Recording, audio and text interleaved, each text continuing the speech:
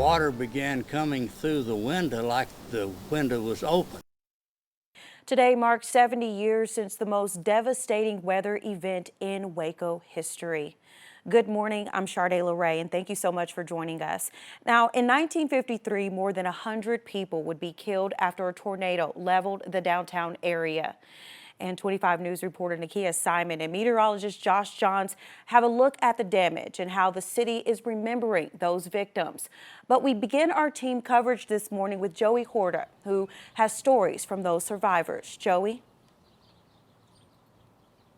Sharday, good morning to you. And now that the sun's beginning to come up, we're getting some light out here, and you can get a better idea of the destruction. If you've been to the Dr. Pepper Museum, you can see it just by looking at the brick walls here. Lighter colored bricks up top. You see how that goes down, kind of a bows down there. The darker bricks on the bottom are the original. The lighter stuff is what replaced the huge holes that were left in this building by that destructive tornado.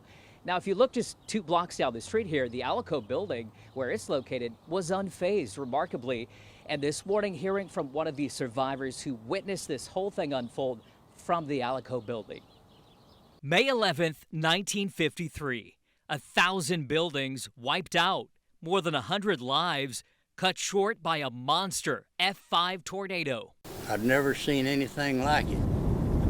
Colin Smith, one of the lucky ones. I was in the law library. The former lawyer telling 25 News back in 2018 about witnessing the unbelievable power of Mother Nature from the iconic Alico building. I went over to my office and there was debris coming through the sky, the air, everywhere. It was not just a little bit of trash, all kinds of things, and it was moving horizontal, not falling. Forever changing the landscape of downtown in a matter of minutes. Look outside and everything you could see was ruined, demolished. Rescuers would spend days sifting through the debris while others fought to recover. Larry Halsey was in the 3rd grade and learned a powerful lesson. From that devastation, from that loss, we were able to overcome that and bring ourselves back together as a team, as a family, as a town. Days later, Smith would return to the Alico building, one of the few still standing today. I was the first one to go into our office, and it was exactly like it had been when we left. The typewriters, the electric typewriters, were running. You could hear them running, and they had the middle of documents that the secretaries had been typing on. They were in the typewriter. The motor was going. You just stopped. Like the world stopped right then. 7 decades later, still hard to believe. Now, Colin ended up passing away last year after a very long and full life into his 90s, serving as a lawyer here in Waco. His story's not unique. He saw all of this storm unfolding here, this monstrous tornado. And so many families are impacted by this. They lost their loved ones, their lives forever changed and cut short, so many of them. Today, there will be a ceremony to honor those victims, and Nakea Simon is live downtown with where that ceremony is taking place, and more on that. Nakea? Good morning, Joey. This was where some of the worst devastation occurred right here on this site. The disaster was so massive that many survivors had to wait up to 14 hours to be rescued. State and local law enforcement simply unprepared for the tornado that hit this city. Even Baylor University students served as first responders. It's a really big piece of Waco's history, right? Pieces that we can still see the impact of today. And so we're going to always make sure that we remember this day and honor it like it should be. In just a couple of hours, the city of Waco will hold a remembrance ceremony for our community. Members of the Waco City Council, including the Waco Fire and Police Department's honor guards, will be there. Mayor Dylan Meek will deliver remarks, and the event will begin at 10 a.m. It will be located right where I'm standing at the memorial site on 4th Street and Austin Avenue. For those who want to stop by and attend this memorial, flowers will be available for those who want to remember the lives that were lost to lay flowers on this site. Reported in Waco, Nakea Simon, 25 News. Back to you, Joey. A touching tribute, no doubt, later on today. Nakea, thank you for that. We'll have more on that coming up here on 25 News midday at 11 a.m. But again, we've learned so much about this tornado. Experts, meteorologists, studying this for decades. And Josh Johns is here with what we've learned about this. Josh?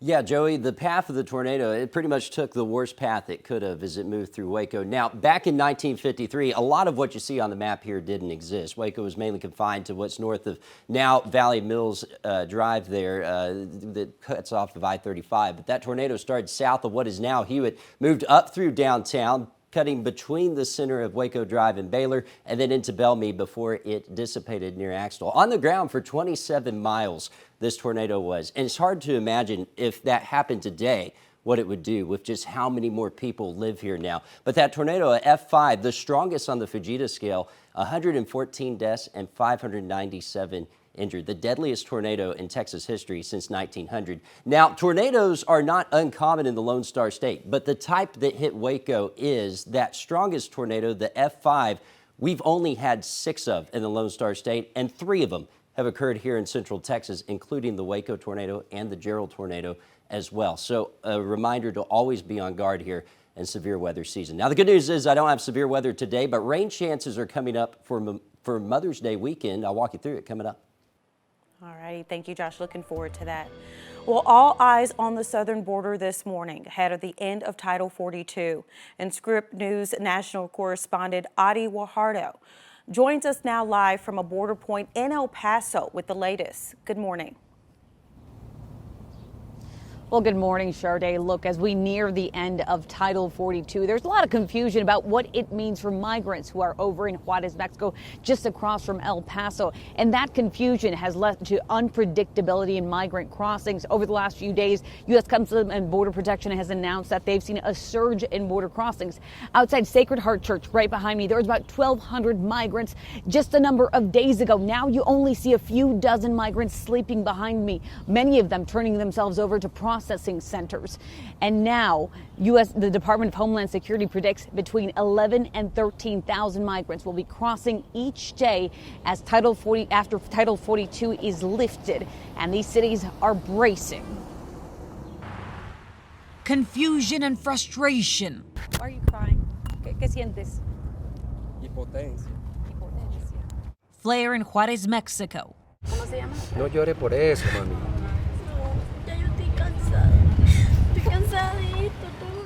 As migrants grow desperate at the border, attempting to navigate the recent changes in U.S. immigration policies.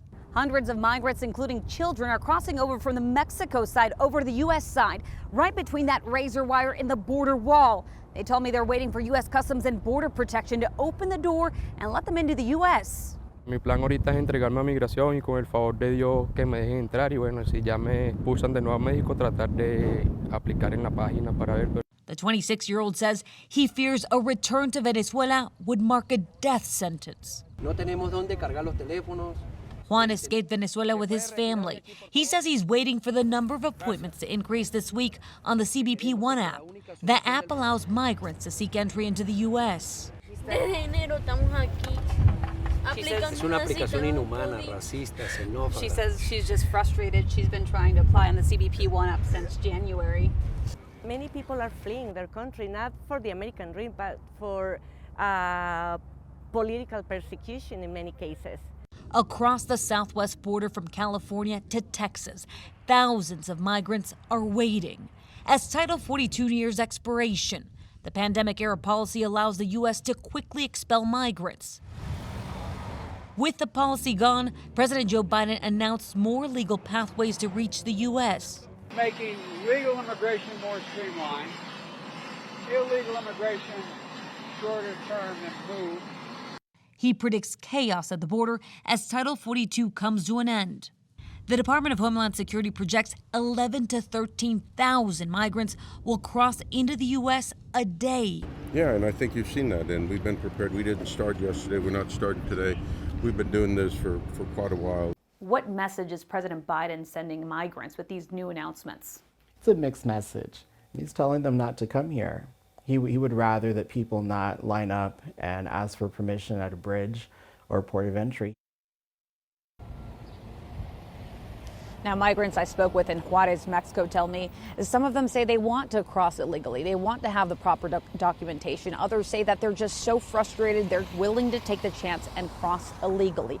Here in El Paso, the mayor says that they have shelters that will be available once they see that increase in migrants. And they also are working with the Red Cross in order to provide food for the migrants as they cross into the U.S. He's expecting them to stay in the city between 24 and 72 hours until they reach their destination. Back to you. All righty, thank you, Adi, reporting live from the border this morning. We'll be right back after the break.